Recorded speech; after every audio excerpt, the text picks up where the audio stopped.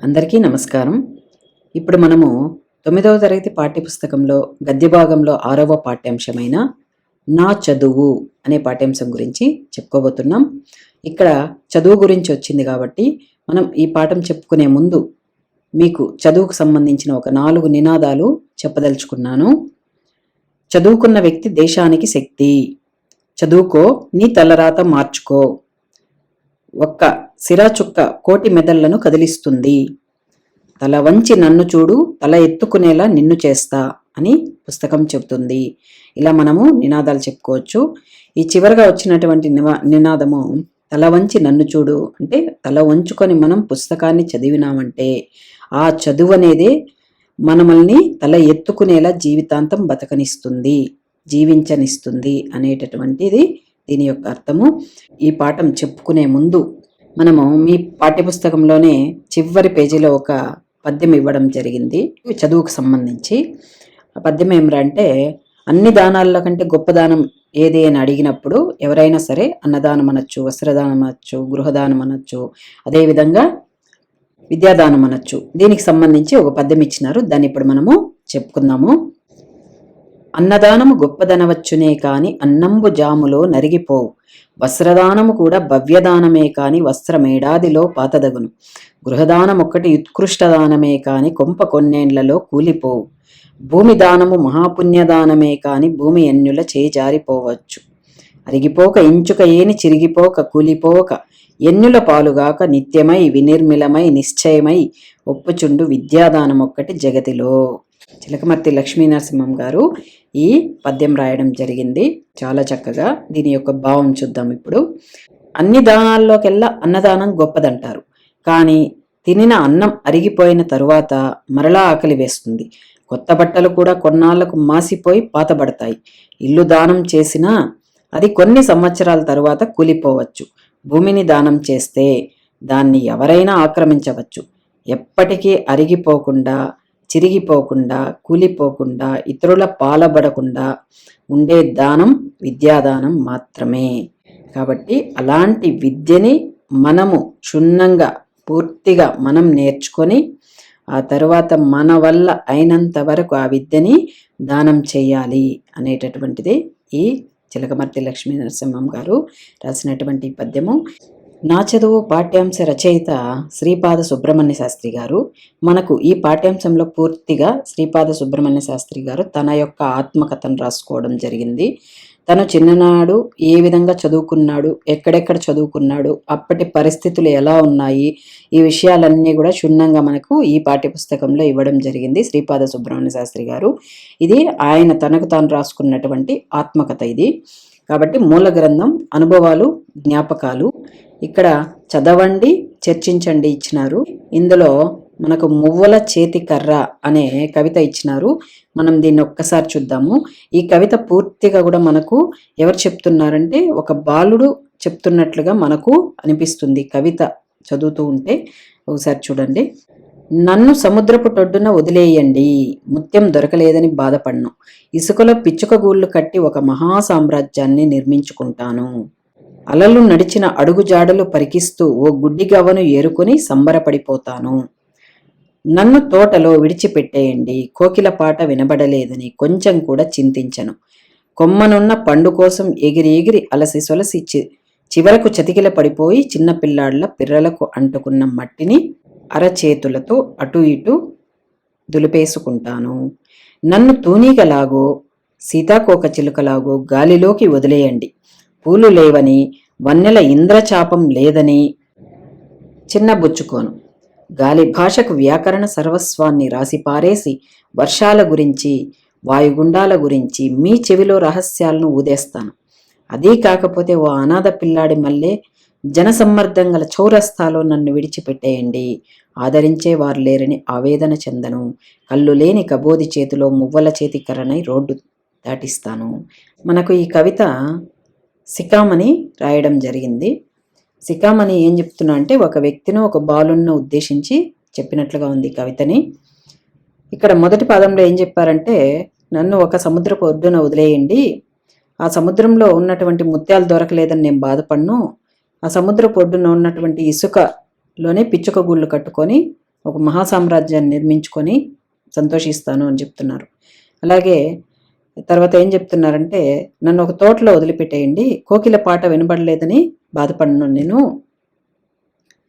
అక్కడ ఉన్నటువంటి కొమ్మనున్నటువంటి పండు కోసం ఎగిరి ఎగిరి అలసి చివరికి చతికిల పడిపోయి చిన్న పిల్లలకు అంటుకున్న మట్టిని అరచేతులతో అటు ఇటు దులిపేసుకుంటూ ఆనందిస్తూ గడిపేస్తాను అంటున్నాడు. అలాగే నన్ను తూనీగలాగో సీతాకోక చిలుకలో లాగానో గాల్లోకి వదిలేయండి, ఆ గాల్లో నాకు పూలు దొరకలేదని ఇలా అంతా నేను బాధపడకుండా గాలి భాషకు వ్యాకరణ సర్వస్వాన్ని రాహేస్తాను అనేసి చెప్తున్నారు. ఆ తర్వాత చివరిగా ఏం చెప్పినారంటే, నన్ను ఒక అనాథ పిల్లాడు మళ్ళీ ఒక చౌరస్తాలో, అంటే చౌరస్తా అంటే ఇక్కడ ఏమంటే 4 రోడ్ల కూడలి అనమాట. దీన్ని మనము ఇంగ్లీష్లో జంక్షన్ అని కూడా అనొచ్చు. అలాంటి చోట వదిలేస్తే కూడా నాకు ఎవ్వరు లేరే, జనసమ్మర్థం లేనటువంటి చోట వదిలినారే బాధపడకుండా అక్కడ ఒక గుడ్డివాడి చేతిలో, కబోది అంటే ఇక్కడ గుడ్డివాడు అనమాట, గుడ్డివాని చేతిలో ఒక శబ్దం వచ్చేటటువంటి ఒక కర్రనై, మువ్వల కర్రనై నేను ఆ గుడ్డివాడిని రోడ్డు దాటిస్తూ గడిపేస్తాను అనేసి చెప్పడం జరిగింది. ఇక్కడ సికామణి ఏం చెప్తున్నారంటే, ఒక వ్యక్తిని, ఒక బాలుని ఉద్దేశించి చెప్తూ ఏం చెప్తున్నారంటే, ప్రతిదీ కూడా నేను ఎక్కడైనా సరే పాజిటివ్గా తీసుకుంటాను కానీ దాని గురించి బాధపడను అని చెప్తూ రాసినటువంటి కవిత ఇది. కాబట్టి ప్రతి ఒక్కరు కూడా మన జీవితంలో జరిగేటటువంటి దాన్ని అంతా కూడా పాజిటివ్గా తీసుకొని ముందుకెళ్ళాలి అని చెప్పడం జరిగింది ఈ కవితలో. తర్వాత ఆలోచనాత్మక ప్రశ్నలు ఉన్నాయి, చూద్దాము. మొదటిది, నిన్ను ఒక అందమైన ఉద్యానవనంలో విడిచిపెడితే అక్కడ నీవు ఏమేం చేస్తావు అనేది ఇక్కడ ప్రశ్న మనకి. నన్ను ఒక అందమైన ఉద్యానవనంలో విడిచిపెడితే అక్కడ ఉన్నటువంటి పూలను చూసి ఆ పూలనంతా కూడా కోసి అమ్మకో అక్కకో చెల్లికో ఇస్తాను అనుకుంటున్నారా? అలా అంతా చెయ్యను నేను. పూలంతా సంతోషంగా ఉండటానికి కారణం ఏంటని ఆ పూలని అడుగుతాను. 1-2 రోజుల్లో వాడిపోయి రాలిపోయి నువ్వు ఇంత అందంగా ఆనందంగా ఎలా ఉంటున్నావు అనేటటువంటిది నేను ఆ పూలని అడుగుతాను అని మనం చెప్పుకోవచ్చు. రెండవది, సాధనకు ఒక పని చేయమని చెప్పారు. ఆమె ఆ పని పూర్తి చేయడానికి అక్కడ వనరులు ఏమీ లేవు, అయినా ఆలోచించి ఆ పనిని పూర్తి చేసేసింది. ఇలా మీరు ఎప్పుడైనా చేశారా? మీ అనుభవాన్ని పంచుకోండి అనే ప్రశ్న ఉంది, రెండవ ప్రశ్న. దీనికి ఇప్పుడు మనము ఎలా చెప్పుకోవచ్చు అంటే, మా నాన్నగారు ఒక ప్రభుత్వ ఉపాధ్యాయుడు. మా నాన్నగారి పాఠశాల చాలా మారుమూల గ్రామంలో ఉంటుంది. ఓసారి నేను నాన్నగారి స్కూల్కి వెళ్ళాను. ఖాళీగా ఉన్నాను కదా అని చిన్న తరగతులకు లెక్కలు చెప్పమన్నారు నాన్నగారు. సరైన వస్తువులు కానీ వనరులు కానీ లేవు. అలా అని నేను నాన్నగారి కోరికను కాదనలేదు. దగ్గరలో ఉన్న చింత చెట్టు వద్దకు వెళ్ళి చింత పిక్కలను మధ్యాహ్న భోజన పథకానికై ఉన్న కంది బెల్లను, వేరుశెనగ గింజలను, ఆకులను ఉపయోగించి కూడికలు, తీసివేతలు, హెచ్చవేతలు చెప్పసాగాను.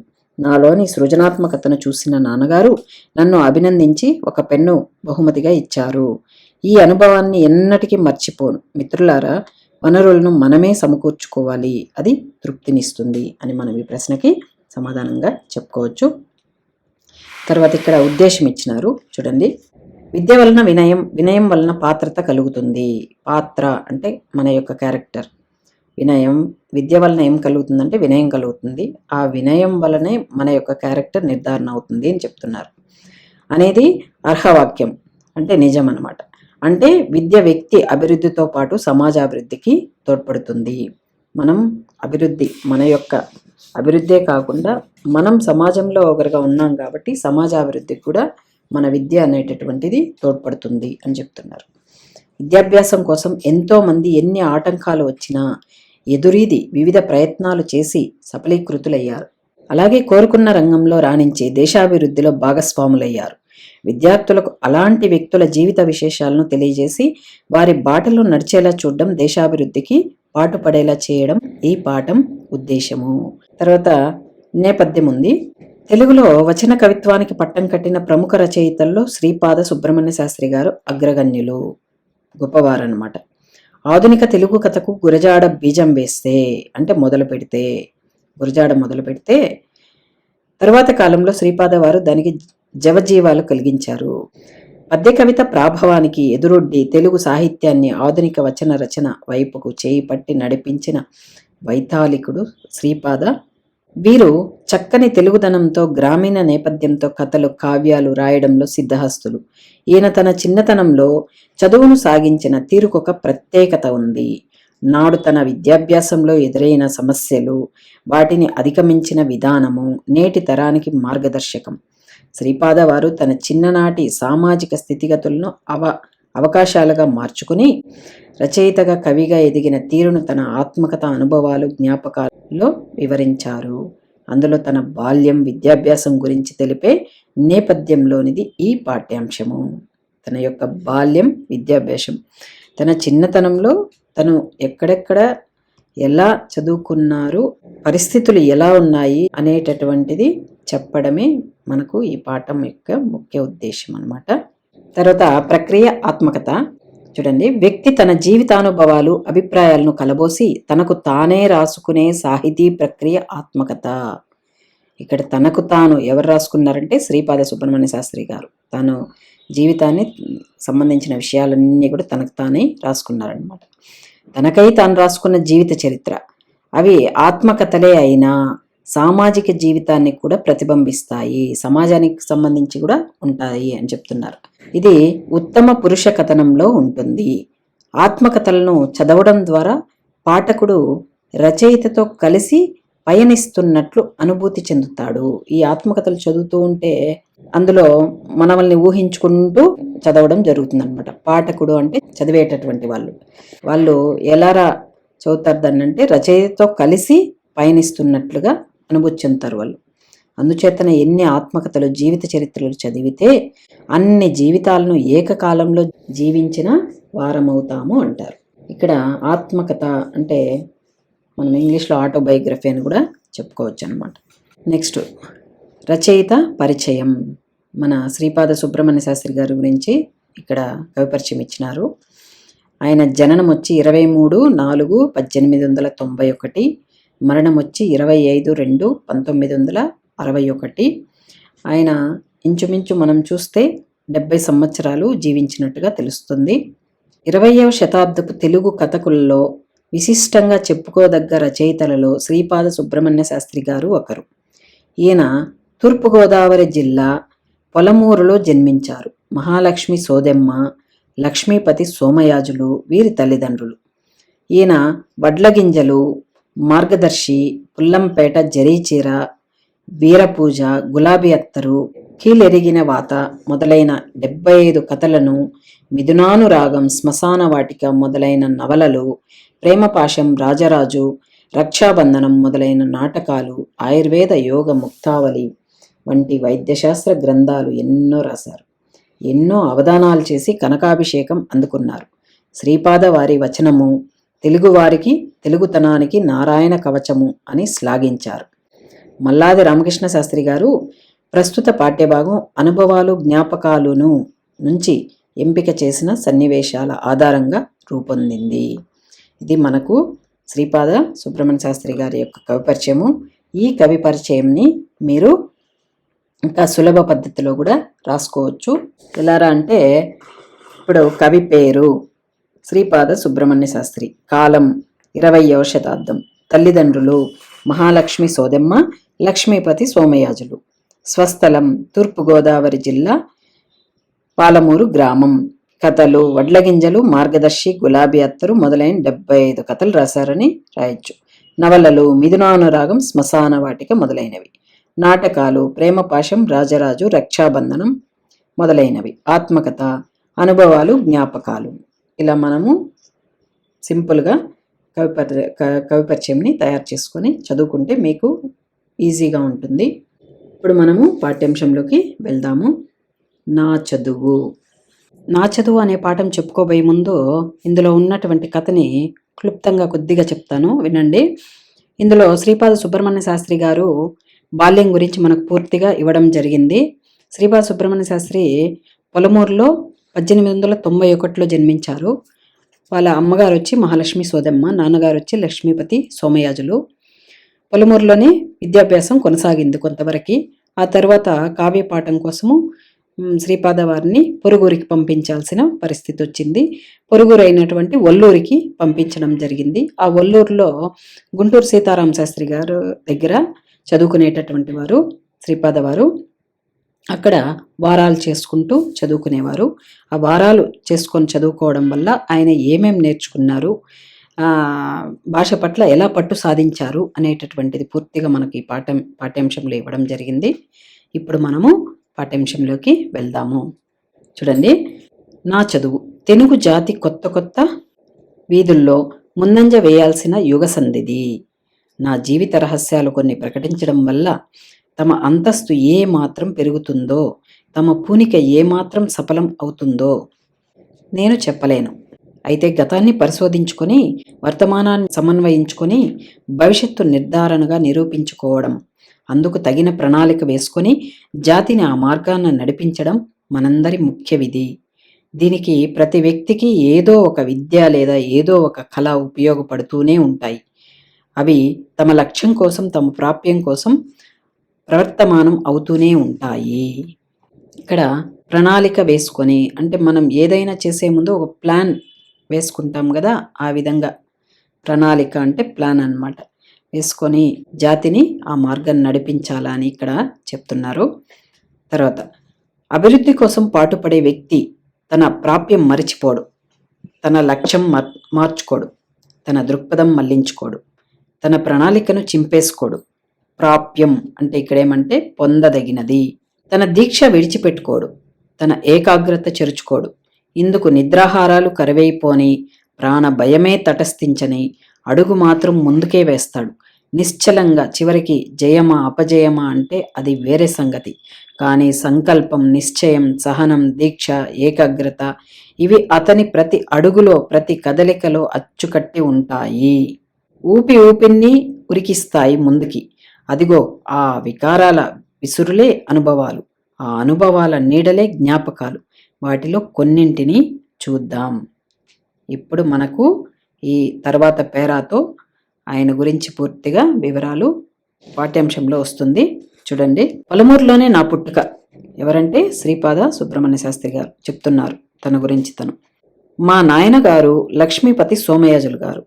వీరు వేదం, జ్యోతిష్యం క్షుణ్ణంగా అభ్యసించిన వారు.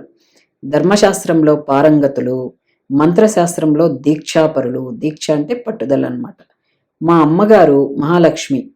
నా బాల్యం అంతా మా గ్రామంలోనే గడిచింది. మా నాన్నగారు ఇంట్లో ఉండినంతసేపు కదలకుండా కూర్చోవడం, వారి దగ్గర జ్యోతిష్యం, వేదాలు నేర్చుకుంటూ ఉండడం, వారిల్లు కదిలారా ఊళ్ళోకి ఉడాయించడం, స్నేహితులతో ఆడుకోవడం, ఇలా నా విద్యాభ్యాసం చిన్నతనంలో జరిగిపోయింది. నా విద్యాభ్యాసంలో భాగంగా కావ్యపాఠం కోసం పొరుగురికి తప్పనిసరిగా వెళ్ళవలసి వచ్చింది. మా అమ్మగారి దగ్గర గారాబం, మా పెద్దన్న గారి దగ్గర అతి చనువు, ఊరి నిండా స్నేహితులు, సహజంగా ఆటలంటే మిక్కిలి మక్కువ. నా సంగతి ఇలా ఉండగా మా కుటుంబం తరచూ ఆ ఊరు ఈ ఊరు వెడుతూ ఉండడం, ఇన్ని కారణాల వల్ల ఇంట్లో నాకు సాహిత్యం అబ్బదని ఇది ఇలా నిర్ధారణ చేశారు మా నాయనగారు. పొరుగుళ్ళంటే కొంచెం కూడా భయం లేదు నాకు. ఎందుకంటే 2 దినాల్లోనే ఆ ఊరిలో నా వయస్సు గాళ్లతో జత కట్టేసుకోగలను. కానీ చదువు కోసమే అయినా ఆ వయస్సులో, ఆ స్థితిలో నేను పొరుగుళ్ళు వెళ్ళడం ఏమాత్రం ఇష్టం లేదు మా అమ్మగారికి. అంటే పొరుగురికి వెళ్ళినా, ఎక్కడికి వెళ్ళినా కూడా నేను స్నేహితులతో అంతా కూడా కలిసిపోగలను, నాకు స్నేహితుల్ని చేసుకోగలను ఎవరినైనా. కానీ ఆ స్థితిలో, అంత చిన్న వయసులో పొరుగురికి పంపించడం ఇష్టం లేదు మా అమ్మగారికి అని చెప్తున్నారు ఇక్కడ శ్రీపాద సుబ్రహ్మణ్య శాస్త్రి గారు. అలాగే, చదువు కోసం నేను మొట్టమొదటి వెళ్ళిన పొరుగురు వల్లూరు. ఇది మా రామచంద్రాపురం తాలూకాలో మండపేటకు 2-3 మైళ్ళలో ఉన్న గ్రామం. ఇది పెద్ద రైతాంగంతో, పాడి పంటలతో తులతూగుతున్న ఊరు. అంటే ఆ ఊర్లో పెద్ద పెద్ద రైతులున్నారు, పంటలు బాగా పండుతూ ఉండేటటువంటి ఊరది. ఈ గ్రామంలో మాకు విద్య నేర్పువారు గుంటూరు సీతారామ శాస్త్రి గారు. వీరి స్వగ్రామం జల్లిసీమలో మొగళ్ళు. వీరిని తమకు సాహిత్య విద్యకు నేర్పాలని కోరి వల్లూరు నివాసులు సంవత్సరానికింత పైకం చెల్లిస్తూ తమ ఊరిలో నిలుపుకున్నారు. సీతారామ శాస్త్రి గారి ఊరు వచ్చేసి జల్లిసీమ. సీతారామ శాస్త్రి గారిది జల్లిసీమ మొగళ్ళు. ఆయనకి సంవత్సరానికి ఇంత అనేసి పైకం చెల్లించి ఆయన్ని ఆ ఊర్లోనే పెట్టుకొని ఇలాంటి విద్యార్థులకు అందరికీ కూడా చదువులు చెప్పిస్తూ ఉన్నారు ఆ ఊరి వాళ్ళు. ఆ ఊర్లో పాడి పంటలతో ఎంతో బాగుంటుంది కాబట్టి ఆ ఊరి వాళ్ళందరూ కూడా కలిసి పైకం ఇచ్చి ఆయన దగ్గర చెప్పిస్తూ ఉన్నారు అని చెప్తున్నారు. తర్వాత మా గురువు సీతారామ శాస్త్రి గారు తమ శిష్యులందరిలో మొదట నాకే అగ్రతాంబూలం ఇచ్చారు. ఇక్కడ అగ్రతాంబూలం అంటే ఏమిరా అంటే అందరికంటే ఎక్కువగా గౌరవించడం అన్నమాట. వారి దగ్గర సంవత్సరంన్నర కాలం చదివాను, అంటే 1.5 సంవత్సరం చదివినారు. ఎలాంటి సందర్భంలోనూ ఎవరి మీద వారు కోప్పడ్డం చూడలేదు నేను. విద్యార్థులంటే వారికి ఎంతో వాత్సల్యం. వాత్సల్యం అంటే ప్రేమ అని అర్థం. ఇక్కడ నేనంటే మరీ వాత్సల్యం. దానికి కారణం నాకు బాగా చిన్నతనం కావడం. దీంతో గురువు గారి దగ్గర విద్యార్థులకు ఎవరికీ లేని చనువు నాకు దొరికింది. అక్కడ ఉండినంత కాలం నాకు తల్లిదండ్రులను విడిచి ఉండినట్టే అనిపించలేదు. తల్లిదండ్రులు తమ పిల్లల పట్ల సరి అయిన శిక్షణ అలవరిస్తే వారికి అసభ్య ప్రవర్తన ఎందుకు అలవడుతుంది? తల్లిదండ్రులు తమ పిల్లల పట్ల సరి అయిన శిక్షణ, క్రమశిక్షణగా పెంచితే వారికి అసభ్య ప్రవర్తన ఎందుకు అలవడుతుంది అంటున్నారు ఇక్కడ. డబ్బు సంపాదించడంలో లేదు, దానిని జాగ్రత్త చేయడంలో ఉంది విశేషం. ఎవరైనా కూడా డబ్బులు సంపాదిస్తారు, కానీ దాన్ని ఖర్చు పెట్టే వాళ్ళు ఉంటారు, దాన్ని దాచిపెట్టుకునే వాళ్ళు ఉంటారు అని ఇక్కడ చెప్తున్నారు. అలాగే బిడ్డలను కనడంలో లేదు, వారికి సభ్యత అలవర్చడంలోనే ఉంది గొప్పతనము. అదే తల్లిదండ్రుల ప్రయోజకత్వం. అలాగే జాతిని పెంచేది పశు ప్రవృత్తి, జాతిని సరిదిద్దేది మాత్రం మానవ ప్రవృత్తియే. అందుకే తల్లిదండ్రులు పిల్లలను సరైన మార్గంలో నడిపించాలి. సీతారామశాస్త్రి గారి దగ్గర ఉన్న విద్యార్థులు 4 వారాలు చేసుకునే వాళ్ళం. వారాలు అంటే ఏమ్రా ఇక్కడంటే, ఒక ఇంటి దగ్గరికి వెళ్ళి మాకు భోజనం పెట్టండి, మీకు వారానికి ఒక్కసారి మేము పైకం చెల్లిస్తాము అనేసి వారానికి సరిపడే పైకం ఇచ్చి వాళ్ళ ఇంట్లో వాళ్ళు వండి పెట్టిన దాన్ని తినేది చదువుకునే వాళ్ళు అనమాట. దాన్ని వారాలు అంటారు. ఆ ఊర్లోనే ఉండి ఆ ఊర్లో ఎవరి దగ్గరనో ఒకరి దగ్గర వారానికి ఒకసారి డబ్బులు ఇచ్చి వాళ్ళ ఇంట్లో తినేసి గురువు గారి దగ్గర వచ్చి చదువు నేర్చుకునేవాళ్ళు. వారాలు చేసుకునే వాళ్ళం. గురుకుల వాసం, వారాల భోజనం అంటే గురుకులంలో వచ్చి నిద్రించేవారు, వారాల వాళ్ళ ఇంట్లో వెళ్ళి భోజనం చేసేవాళ్ళు. ఇప్పుడు మనం కూడా బయట చదువులకి వెళ్ళినామంటే హాస్టల్లో తింటాం, హోటల్లో తింటాం, ఏదో ఒక విధంగా తింటాం కదా. అలాగే అప్పట్లో ఇంటి వాళ్ళకి డబ్బులు ఇస్తే ఆ ఇంట్లో వాళ్ళు భోజనం పెట్టేవాళ్ళు, 3 పూట్ల భోజనం పెట్టేవాళ్ళు. దాన్నే వారాల భోజనం అంటారు. చదువుకునే వారికి మంచివనే నా నమ్మకం ఇప్పటికీ. తెలివితేటలు, శ్రద్ధ ఎలా ఉండినా ముందు అనకువ విధేయత ఉంటే గాని ఊరివారు వారాలివ్వరు విద్యార్థులకు. నువ్వు నీకెంత తెలివితేటలున్నా, నీకెంత శ్రద్ధ ఉండినా, నువ్వు మంచివాడైతేనే ఆ ఊర్లో వాళ్ళు నిన్ను చేరదీసి నీకు భోజనం పెడతారు, లేదంటే పెట్టరనమాట. అది ఇక్కడ చెప్పారు. గురువులు పాఠాలు చెప్పరు, వాళ్ళు వారాలు ఇవ్వరు, గురువులు పాఠాలు చెప్పరు. నీ దగ్గర అనకువ విధేయత అనేటటువంటిది లేదంటే అని చెప్తున్నారు. విద్యా విషయమై ఇంటి దగ్గర తల్లిదండ్రులు శ్రద్ధ పడుతూ ఉన్నా ఇక్కడ విద్యార్థులకు ఏది ఉపయోగపడదు. మీ విద్య విషయంలో ఇంటి దగ్గర తల్లిదండ్రులు అయ్యో పిల్లోడు చదువుతున్నాడో చదవలేదో ఎలా ఉన్నాడో వాళ్ళు ఎంత టెన్షన్ పడినా కూడా ఇక్కడ నీ ప్రవర్తన సరిగా లేదంటే వారాలు ఇవ్వరు, చదువు చెప్పరు అని మనకి పేరాలో కవి చక్కగా చెప్పడం జరిగింది. బాధ్యత అంత విద్యార్థులదే.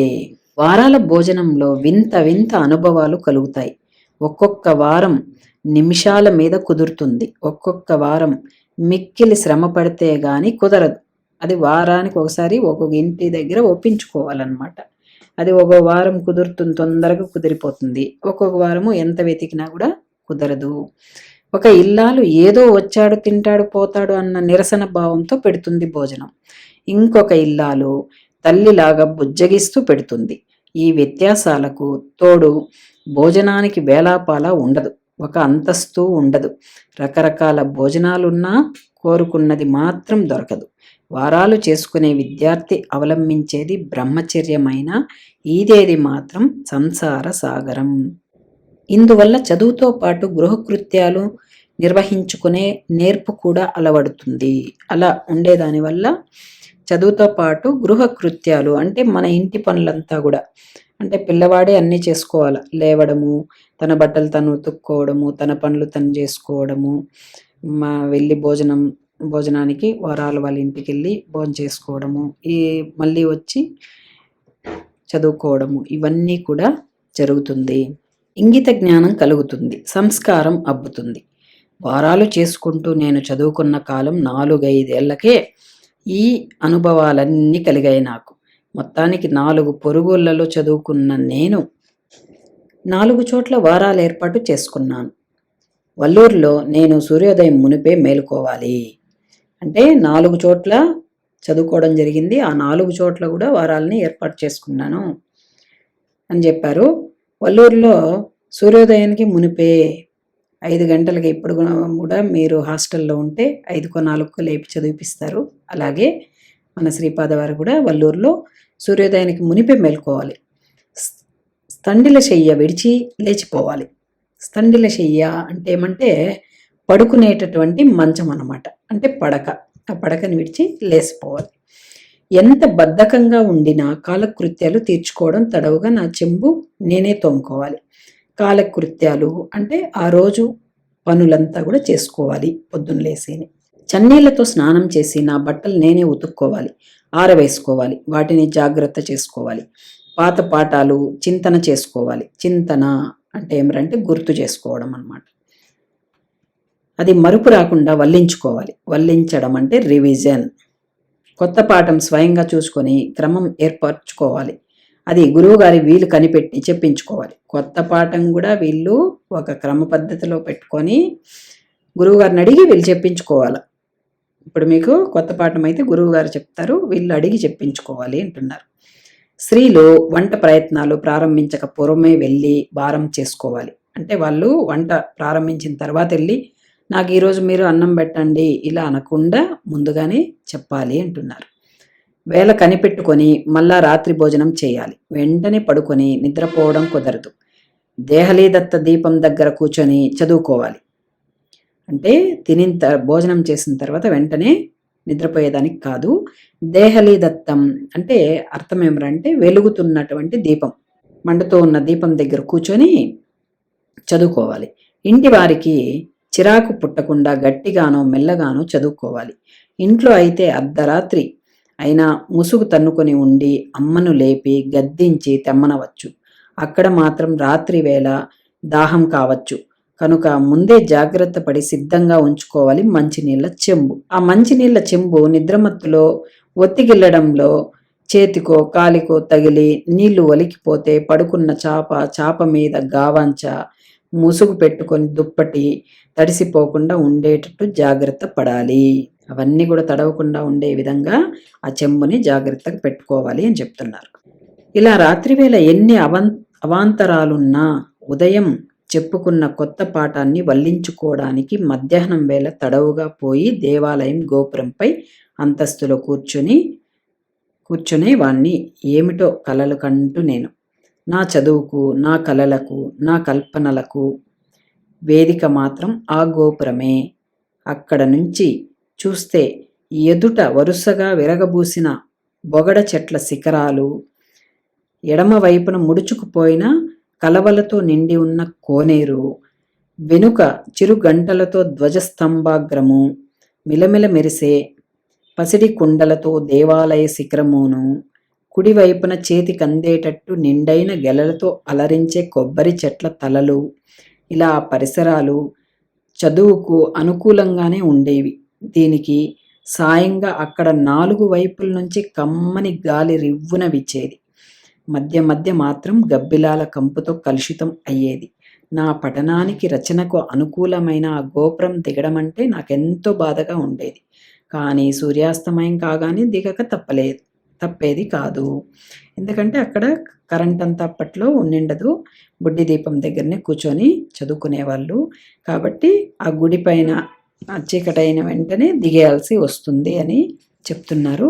ఈ పారాలో ఏం చెప్పారంటే గుడి చుట్టుపక్కల ఏమేమి ఉన్నాయి, ఎంత ఆహ్లాదకరమైనటువంటి వాతావరణం అప్పట్లో ఉన్నది, అలాంటి చోట చదువుకున్నాము అనేసి చెప్పారు. వల్లూరులో ప్రవేశించడం మరో ప్రపంచాన పడ్డట్టయింది. అక్కడ నాకు చదువు రాసాగింది. ఎక్కడికి పడితే అక్కడికి వెళ్ళి జయించుకురాగలమన్న ధైర్యం కలగజొచ్చింది. జీవన సరళిలో స్పష్టమైన మార్పు ప్రారంభమైంది. నిజమే, పొరుగురులో ఉండడం వల్ల కలిగే మార్పది. స్వగ్రామంలో ఉంటే అది సంభవించదు. అంటే మనం పుట్టినటువంటి ఆ ఊర్లోనే ఉంటే కొన్ని మనకు తెలియదన్నమాట. అదే బయట ప్రపంచానికి వెళ్ళినప్పుడే మనకు అన్నీ కూడా తెలిసొస్తాయి. ఆ విధంగా అప్పట్లో పొరుగురికి వెళ్ళిన దానివల్ల ఆ ధైర్యం అనేది కూడా నాకు వచ్చింది అని చెప్తున్నారు ఇక్కడ. స్వగ్రామంలో ఉంటే అది సంభవించదు అనేసి చెప్తున్నారు. జీవితం రసవంతం కాదు, ఆనందం అన్నది అనుభవానికి రాదు. 13 సంవత్సరాల వయసుకే ఇలాంటి అనుభవం రావడం నా అదృష్టం. పొరుగురులోనే ఇలాంటిది తటస్థపడితే మరి జిల్లాను దాటి వెడితే, రాష్ట్రాన్ని దేశాన్ని దాటి వెడితే, ఖండానికి ఖండమే దాటి వెడితే, ఇలా వెళ్ళడం అంటే ఆ వెళ్ళిన చోటు చదువుకోవడము లేదా ఏదో వృత్తి చేయడము సాగించాలి. అది ఎలా అంటే భారత రణక్షేత్రంలో, రణం అంటే యుద్ధం అనమాట, యుద్ధక్షేత్రంలో అర్జునుడికి కలిగిన విశ్వరూప సందర్శనంలా అప్పుడే మనిషి కర్తవ్యం వైపు నడవగలుగుతాడు. అప్పట్లో మన శ్రీపాద వారు పుట్టినటువంటి ఊరు నుంచి పక్క ఊరికి వచ్చినారు, వల్లూరికి వచ్చి చదువుకోవడం జరిగింది. అలాగే 4 ఊర్లలో ఉండి 4 వారాలు చేసుకుంటూ చదువుకున్నారు. ఇప్పుడు మన చదువుల పరిస్థితి ఎలా ఉందంటే పక్క ఊర్లు కాదు కదా, పక్క రాష్ట్రాలు, పక్క దేశాలకి వెళ్ళి మన చదువుల్ని ఇప్పట్లో మనం కొనసాగిస్తున్నాము. ఆ విధంగా బయట ఊర్లకు వెళ్ళి చదువుకునేటటువంటి వాళ్ళకి అన్నీ కూడా తెలిసి వస్తుంది. వాళ్ళల్లో ధైర్యం అనేది కూడా పెరుగుతుంది అని మనకు ఈ పారాలో చెప్పారు. తర్వాత నేను వల్లూరు నుంచి పొలమూరు ప్రవేశించేటప్పటికీ నా దినచర్యకు ఆటంకం కలిగేది. దీనికి కారణం మా గ్రామంలోని నా సహచరులు అంటే స్నేహితులు. నేను వచ్చానని తెలిసేటప్పటికీ ఎగిరి వచ్చి రా ఆడుకుందాం అనేవారు. నేను మా నాన్నగారి అనుమతితో వారికి జత కట్టేవాణ్ణి. ఆటలెన్నో ఆడేవారం. ఆ ఆటల్లో మా అందరికీ కుండబంతి చాలా ఇష్టం. అందులో మా ఊళ్ళో మమ్మల్ని ఎవరూ గెలవలేకపోయేవారు. అప్పుడప్పుడు ఉప్పట్టి, చెడుగుడు ఆటలు కూడా ఆడేవాళ్ళము. అంటే ఇక్కడ శ్రీపాద వారు ఏం చెప్తున్నారంటే పక్క ఊరికి వెళ్ళాం చదువుకునే, ఎప్పుడైనా తన సొంత ఊరికి వచ్చినారంటే అక్కడ వాళ్ళ స్నేహితులతో కలిసి ఏమేమి ఆడుకునే వాళ్ళు అనేటటువంటిది చెప్తున్నారు. ఇక్కడ ఏమేమి ఆటలు ఆడేది అనేది కూడా చెప్తున్నారు. ఉప్పట్టి, చెడుగుడు ఇలాంటివన్నీ కూడా అప్పట్లో ఆడుతున్నటువంటి ఆటల పేర్లు అవి. మా ఊళ్ళో చెరుకు తోటలు మెండు అంటే ఎక్కువ అనమాట. చెరుకు పానకం కోసం మేము రోజుకొక గానుగ దగ్గరికి వెళ్ళేవాళ్ళం. ఆ చెరుకుని గానుగాడి దాంట్లో నుంచి బెల్లంని తయారు చేస్తారు. ఆ విధంగా గానగాడేటటువంటి చోటికి వెళ్ళేవారు. మేము ఎక్కడికి వెళ్ళినా మాకు చెరుకు పానకం, చెరుకు గడలు, వేడివేడి బెల్లం ప్రీతిగా ఇచ్చేవారు రైతులు. వేసవిలో ముంజలు కొట్టించుకు తినడం మా ముఖ్య కార్యాల్లో ఒకటి. ముంజలు అంటే ఇప్పుడు మనము నుంజులు అనేసి అమ్ముతూ ఉంటారు, దాన్ని ముంజలు అంటారు. అవన్నీ కూడా తినేవాళ్ళమని మనకి ఇక్కడ చెప్తున్నారు. చెరుకుల గురించి, నుంజులు వాటి గురించి పారాలో మనకు చెప్పడం జరిగింది. నాకు నా స్నేహితులతో కలిసి ఊరికి దగ్గరగా వనములమ్మ గుడికి నైరుతిగా ఉన్న కాలువలో ఈత కొట్టడం అంటే మహాసరదా. అప్పట్లో పిల్లలంతా కూడా బాగా ఈత కొట్టేవాళ్ళు. అప్పుడు నీళ్ళంతా ఉండేవి, బాగా బావిలు ఉండేవి, దాంట్లో ఈతలు కొట్టేవారు. అలాగే ఈ విధమైన కాలువలలో కూడా ఈత నేర్చుకునే వాళ్ళు, సరదాగా ఉండేటటువంటిది. ఎంత ఈదినా ఇంకా ఈదాలనే కోరిక చచ్చేది కాదు. ఈ కాలువలో ఈత కొడుతున్నప్పుడు వల్లూరిలో ఆనాడు జరిగిన సంఘటన ఒకటి గుర్తొచ్చింది. ఆ రోజు నేను స్నానానికి వెళ్ళేటప్పటికీ నానా అల్లరిగా ఉంది కోనేటి పావంచాల రేవు. స్నానాలు చేస్తున్న విద్యార్థుల్లో కొందరు నీళ్లు కలిచి వేస్తూ ఒకళ్ళ మీద ఒకళ్ళు చల్లుకుంటున్నారు, కేరింతలు కొడుతున్నారు. దీనివల్ల గృహములకు నీళ్లు తీసుకువెళ్లే మహిళలు సైతం వేరే రేవుకు తరలిపోతున్నారు. వాళ్ళ మధ్య స్నానం చేయడం నాకు ఇష్టం లేకపోయింది. అలాంటి వాతావరణం అంటే నాకేమాత్రం సరిపోదు. అంచేత ఆ పావంచాల రేవుకి 25 గజాల దూరంలో పడమరగా ఉన్న కాలరేవు వెళ్ళి స్నానం చేద్దామనుకున్నాను ఆ రోజు. సరేనే, ఆ రేవుకి ఒక 25 గజాల దూరంలో, 25 అంటే 25 25 గజాల దూరంలో పడమరగా ఉన్నటువంటి కాలరేవుకు వెళ్ళి స్నానం చేద్దామనేసి వెళ్ళినాడనమాట. అక్కడ ఏం జరుగుతుందనేది మనం ఇప్పుడు చూద్దాం. స్నానం చేస్తున్న వేళ వచ్చిందావిడ తడి బట్టలతో చిన్న బిందె భుజాన పెట్టుకొని విసుక్కుంటూ గొనుక్కుంటును. ఒక ఆమె వచ్చిందనమాట. ఒక బిందె ఎత్తుకొని ఒక ఆమె వచ్చింది ఈయన స్నానం చేస్తూ ఉంటే. అయితే నేనున్న రేవులో దిగడము కష్టమే, ఎక్కడము కష్టమే. 60 ఏళ్ళు దాటిన స్త్రీ బిందె భుజాన పెట్టుకొని ఎక్కడం సాధ్యమే కాదు.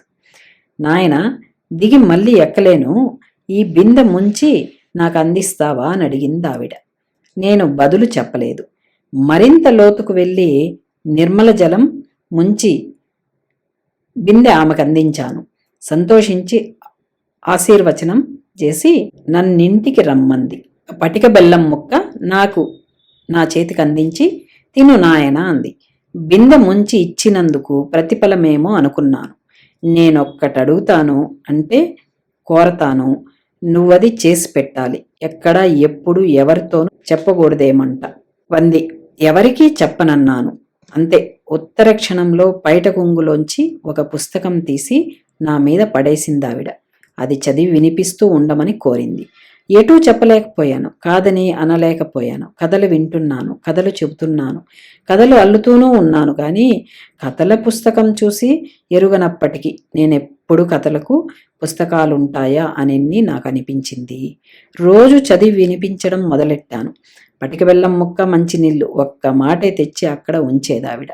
ఈ కథల మాధుర్యం ముందు పటిక బెల్లం తీపి ఏ మూలకే అనిపించింది. చాలా బాగుంది పేరా. ఒక స్త్రీ రావడము, స్త్రీకి హెల్ప్ చేయడము, ఆ హెల్ప్ చేసిన దానికి ఆమె ఇంటికి తీసుకెళ్ళడము, ఒక పటిక బెల్లం ఇచ్చి ఆమె దగ్గర ఉన్నటువంటి కథల పుస్తకం అంతా కూడా ఆయన దగ్గర చదివించడము పూర్తిగా ఈ పేరాలో మనకు ఉంది. తర్వాత పగలంతా సహచరులతో ఆటలాడిన, పొలాల్లో తిరిగిన, ఇంటికి తిరిగి వచ్చిన తరువాత కావ్యపఠనం పట్ల అశ్రద్ధ చేయలేదు. సంస్కృతంలోని ప్రాచీన కావ్యం మేఘ సందేశం, భారవిలోని కొన్ని సర్గలు, తెలుగులోని అనేక కావ్యాలతో పాటు ప్రబంధాలు పఠించగలిగాను. ఇక్కడ పఠించడం అంటే ఏమిటంటే చదవడం అని అర్థం. అయితే కావ్యాన్ని చక్కగా పఠించాలన్నా, కావ్యాన్ని చక్కగా రాయాలన్నా మనకు భాష పట్ల పట్టుతో ఉండాలి. అంటే భాష పట్ల అవగాహన ఉంటేనే ఆ భాష పైన ఏమైనా కూడా మనము చేయగలుగుతాం అన్నమాట. అది నాకు చిన్నప్పుడే అబ్బింది. అది ఎలా అంటే చిన్నతనంలోనే నాకు లక్షణం కంటే లక్ష్యం ప్రధానం అయింది. దాపరికం ఎందుకు, గ్రంథాలు చదివే నేను భాష తెలుసుకున్నాను. స్త్రీలను ఆశ్రయించిన్ని నేర్చుకున్నాను. నేను తెలుగు భాష ప్రయోగ విజ్ఞానం కూడా స్త్రీల వల్లనే అలవడింది నాకు. పురుషుల భాషలో కంటే స్త్రీల భాషలో మాధుర్యము, హృదయాలను పట్టివేసే జాతీయత కనబడుతుంది నాకు. వారి మాటల పొందిక, వారి హావభావ ప్రదర్శన చాతుర్యము తెలుగు భాషలో నాకు మాతృభిక్ష ప్రసాదించాయి. ఈ విశేషం కనబడగానే స్త్రీల గోష్ఠి జరిగే చోట నేను పొంచి ఉండడం ప్రారంభించాను. స్త్రీల గోష్ఠి అంటే స్త్రీల యొక్క సంభాషణ, స్త్రీలందరూ కూడా కూర్చొని మాట్లాడుకునేటటువంటి ఒక సభ అన్నమాట. దాన్ని గోష్ఠి అంటాం. ఈ విశేషం కనబడగానే అలాంటి చోట జరిగే చోట నేను పొంచి ఉండడం అంటే దాంకొని వాళ్ళు మాట్లాడేదంతా కూడా వినడం చేశాను అని చెప్తున్నారు. భోజనాలు ఇల్లు సర్దుకోవడం కూడా అయ్యాక తటవర్తి సుబ్బమ్మ గారు, మైలవరపు జోగమ్మ గారు, బుద్ధవరపు సీతమ్మ గారు మా ఇంటికి వచ్చి మా అమ్మగారితో గోష్ఠి జరిపేవారు. అంటే ఆడవాళ్ళు వాళ్ళ పని అంతా కూడా అయిపోయిన తర్వాత ఒక చోట కూర్చొని మాట్లాడుకునేవారు. మనకి ఇప్పుడు అంత టైం లేదు, ప్రస్తుతం మనం తీసుకున్నామంటే అంత టైం లేదు. ఇప్పుడు ఆ విధంగా కూర్చొని మాట్లాడుకునే వాళ్ళు తగ్గిపోయినారు. ఎందుకురా అంటే ఎంతసేపు ఇంట్లో సెల్లు చేతిలో ఉంటుంది, అలాగే టీవీల్లో సినిమాలు చూసుకుంటా గడిపేస్తున్నారు ఆడవాళ్ళు. పెద్దగా నలుగురు వచ్చి కూర్చొని వీధుల్లో మాట్లాడుకునేదంతా కూడా తగ్గిపోయింది ఇప్పుడు ప్రస్తుతం చెప్పాలంటే. కానీ అప్పట్లో అవన్నీ లేవు కాబట్టి వాళ్ళ పని అయిపోయిన తర్వాత నలుగురు కూర్చొని ఏదో అమ్మలక్కల మాటలు మాట్లాడుకుంటూ ఉండేవారనమాట. అది ఇక్కడ మనకు శ్రీపాద వారు చెప్పడం జరిగింది. వాళ్ళ అమ్మకి పని అయిపోయిన తర్వాత వీళ్ళందరూ కూడా వచ్చి కూర్చొని అక్కడ సంభాషించుకునేవాళ్ళు. మా అమ్మగారితో గోష్ఠి జరిపేవారు. దాంట్లో దివాకర్ రాజు గారి భార్య బుచ్చి వెంకయ్యమ్మ గారును కలిసేవారా గోష్ఠిలో. వాళ్ళందరూ కూడా ఆ గోష్ఠిలో కలిసి మాట్లాడేవారు అని చెప్తున్నారు. వారి దృష్టిలో అది కాలక్షేపం కోసం లోకాభిరామాయణం విడేయడం, కానీ నా దృష్టిలో అది రసమహితమైన సాహిత్య గోష్ఠి. వాళ్ళ దృష్టిలో ఏదో మాట్లాడుకుంటా అంటారంటే అదేదో లోకాభిరామాయణం అని వదిలేస్తారు వాళ్ళు. కానీ వాళ్ళ మాటలు వింటూ ఈయన భాష పట్ల చాలా పటుత్వాన్ని తెచ్చుకున్నాను అనేసి చెప్తున్నారు.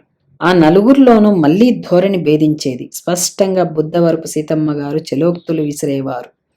చెలోక్తులు అంటే ఏమరంటే సరదాగా మాట్లాడే మాటలు అనమాట. అది ఎవర్రా మాట్లాడేదంటే బుద్ధవరపు సీతమ్మ గారు. అలాగే మైలవరపు జోగమ్మ గారు శ్లేషలు కురిపించేవారు. ఈ బుద్ధవరపు సీతమ్మ గారు చెప్పినటువంటి ఆ సరదా జోక్స్కి మైలవరపు జోగమ్మ గారు ఏం చేసేవాళ్ళంటే శ్లేషలు కురిపించేవారు. శ్లేష అంటే ఏమరంటే అర్థాలు అనమాట, అనేక అర్థాలు తీసేవారు. మా అమ్మగారు సామెతలు పలుకుబళ్ళు విరజమ్మేవారు, సామెతలు చెప్పేవారు అనమాట. తటవర్తి సుబ్బమ్మ గారు నిండు కుండలాగా నిశ్చలంగా మాట్లాడేవారు. ఆమె చక్కగా మాట్లాడేది అని. బుచ్చి వెంకాయమ్మ గారి భాష రాణుల ధోరణిలోనే ఉండేది. ఆమె ఒక రాజరికంలాగా మాట్లాడేది అని. నవరసాలు చిప్పిలేవి ఆ గోష్ఠిలో. అంటే నవరసాలు కనిపిస్తూ ఉంటాయి ఆ మాటల్లో, ఆ సభలో. సరస్వతి లాస్యం చేస్తున్నట్లుండేదప్పుడు అక్కడ. కాళిదాసు నాలుక మీద బీజాక్షరాలు రాసిందంట కాళికాదేవి. నా చెవిలో ఆ మాతృదేవతలు బీజాక్షరాలు కుమ్మరించారు. అంటే వాళ్ళ మాటలంతా కూడా వింటూ ఆయన చాలా నేర్చుకున్నాను అని ఇక్కడ చెప్పడం జరిగింది. కుమ్మరించారు. ఇవాళ నేను రాస్తున్న భాష వారు అనుగ్రహించిన దాంట్లో సహస్రాంశమైనా కాదు. అంటే అంత ఎక్కువ ఉంది వాళ్ళ సంభాషణ అని చెప్పడం జరిగింది. సహస్రాంశం అంటే సహస్రం అంటే 1000వ వంతు కూడా కాదు అని. దశాబ్దం అంటే 10, శతాబ్దం అంటే 100, సహస్రాంశం అంటే 1000 అనమాట. 1000వ వంతు కూడా కాదు. ఇంత చేస్తే ఇలాగ నేను వారే కాదు నలుగురు స్త్రీలెక్కడ మాట్లాడుకుంటున్నా వింటూ ఉండిపోయేవాడిని. జాతీయమైన తెలుగు భాష కావాలంటే స్త్రీల దగ్గరే నేర్చుకోవాలి, స్త్రీల దగ్గరనే తెలుగు భాషను నేర్చుకోవాలి అని చెప్తున్నారు మన శ్రీపాద సుబ్రహ్మణ్య శాస్త్రి గారు. చివరగా ఏం చెప్పారో చూద్దాం. ఏది ఏమైనా చదువు మనిషికి పరిజ్ఞానం ఇచ్చే సాధనం. ఇది జీవితం గడిచే కొద్దీ, అనుభవం పెరిగే కొద్దీ బలపడుతుంది. కష్టాలను సుఖాలుగా మారుస్తుంది, దుఃఖాన్ని సంతోషంగా తేల్చేస్తుంది, యాతనను సుఖంగా పరిణమింపజేస్తుంది. కాబట్టి చదవాలి. నా కావ్య పఠనాన్ని రచనగా మలుచుకున్నా నేను నా వంతు చేయవలసినది ఏదో ఉందని గ్రహించా. అందుకు సాహిత్య రచనే సాధనం కాగలదని నా నమ్మకం. అందుకే అటువైపు అడుగులు పడ్డాయి. ఇంతటితో మనకు పాఠ్యాంశం పూర్తయింది. ఈ వీడియో కనుక మీకు నచ్చినట్లయితే సబ్స్క్రైబ్ చేయండి. అలాగే మీ ఫ్రెండ్స్ అందరికీ కూడా షేర్ చేయండి, లైక్ చేయండి. Thank you.